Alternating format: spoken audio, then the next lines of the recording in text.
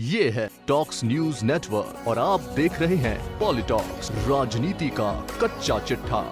बात करें कांग्रेस की पॉलिसी की तो इस समय गुजरात में विधानसभा चुनावों का घमासान अपने चरम पर है।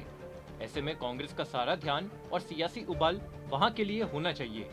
इसके उलट राजस्थान में जहां अभी चुनावों में 1 साल का समय शेष है, लेकिन सियासी उफान यहां अपने चरम पर है, जिसकी तपन से ठंड के मौसम में यहां की राजनीति में गर्माहट पैदा कर दी है। प्रदेश के मुख्यमंत्री अशोक गहलोत और पूर्व डिप्टी सीएम सचिन पायलट के बीच की अदावत तो किसी से छिपी नहीं है और दोनों ही दिग्गज की आपसी खींचतान थमने की जगह हर दिन कसती जा रही है। इसके साथ ही दोनों नेताओं के समर्थक बयानों और कार्यकर्ताओं के बीच की सियासी बयानबाजी भी तेज होती जा रही है। इसी कड़ी में अब एक और गांठ पायलट समर्थक वन मंत्री हेमाराम चौधरी ने एक नया बयान देते हुए लगा दी है। मंत्री हेमाराम चौधरी ने बीती 25 सितंबर को प्रदेश कांग्रेस में मचे सियासी बवाल के लिए जिम्मेदार मुख्यमंत्री अशोक गहलोत के करीबी तीनों नेताओं पर जल्द कार्रवाई करने के साथ सचिन पायलट को सत्ता की जिम्मेदारी देने की मांग उठाई है।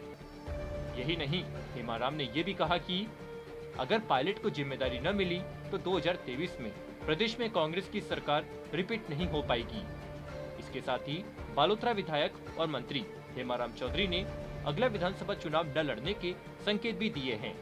आपको बता दें, प्रदेश में आगामी विधानसभा चुनाव का जिक्र करते हुए गहलोत सरकार में मंत्री हेमाराम चौधरी ने कहा कि और हमारा जो लक्ष्य है वो है 2023 के विधानसभा चुनाव में फिर से कांग्रेस की सरकार बनाने का, तो हम वो लक्ष्य हासिल नहीं कर पाएंगे अगर निर्णय में देरी हुई। हेमाराम चौधरी ने आगे कहा कि निर्णय हाईकमान को लेना है, हमें नहीं लेना है, और जब तक निर्णय नहीं होगा तो एक अनिश्चितता का वातावरण आम जनता के बीच में बना हुआ है, सरकार में भी। इसके आगे वन मंत्री हेमाराम चौधरी ने बीती 25 सितंबर को प्रदेश कांग्रेस में मचे सियासी बवाल की घटना के लिए जिम्मेदार मुख्यमंत्री अशोक गहलोत के सबसे करीबी 3 नेताओं यथा मंत्री शांति धारीवाल, महेश जोशी और हाल ही में बने आरटीडीसी के चेयरमैन धर्मेंद्र राठौड़ के खिलाफ जल्द कार्रवाई करने की मांग की है। हेमाराम चौधरी ने कहा कि 25 सितंबर को जो घटना हुई उसके बारे में पूरे देश की जनता को ध्यान है। उसके बाद में हमारे प्रदेश के प्रभारी और अखिल भारतीय कांग्रेस कमेटी के महासचिव अजय माकन जी ने उस घटना के बारे में रिपोर्ट भी पार्टी नेतृत्व को दे दी और उसके बाद में वेणुगोपाल जी ने 2 दिन के अंदर उस घटना के बारे में निर्णय के लिए कहा, लेकिन उसको इतना समय बीत जाने के बाद में भी उसके बारे में कोई निर्णय नहीं होना, ये एक अनिश्चितता का वातावरण बना हुआ है प्रदेश में और पूरे देश में।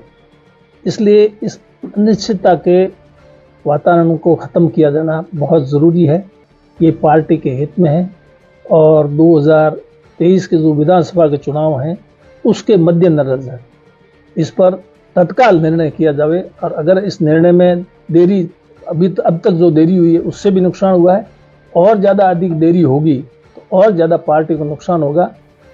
तो वहीं मंत्री हेमाराम चौधरी ने प्रदेश कांग्रेस प्रभारी अजय माकन के इस्तीफे का जिक्र करते हुए कहा कि अखिल भारतीय कांग्रेस कमेटी के महासचिव अजय माकन जी ने यहाँ की रिपोर्ट पार्टी नेतृत्व को सौंप दी और अभी जो हमारे अखिल भारतीय कांग्रेस कमेटी के अध्यक्ष है मल्लिकार्जुन खड़गे जी, वो भी उनके साथ थे।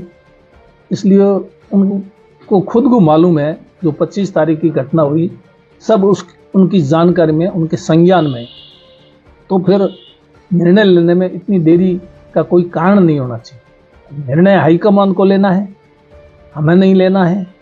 आगे मंत्री हेमाराम चौधरी ने कहा है कि मैं तो 2013 में भी विधानसभा चुनाव नहीं लड़ना चाहता था। अब 2023 के चुनाव में मेरी उम्र हो जाएगी। मुझे राजनीति में 50 साल हो चुके हैं। अब मैं जगह खाली नहीं करूंगा तो युवा को कैसे मौका मिलेगा। मेरी जगह किसी युवा को मौका दिया जाए। मैं मंत्री रहूं या नहीं रहूं, मैं मंत्री पद छोड़ने को तैयार हूं। अगर चुनाव में रिजल्ट नहीं आए तो मेरा मंत्री पद पर रहना ही बेकार है। 2023 में फिर से सरकार बने, 4 साल में ही अगर 9 की 13 नहीं की तो अब क्या कर लेंगे। पॉलिटॉक्स ब्यूरो, जयपुर। ये है टॉक्स न्यूज नेटवर्क और आप देख रहे हैं पॉलिटॉक्स, राजनीति का कच्चा चिट्ठा।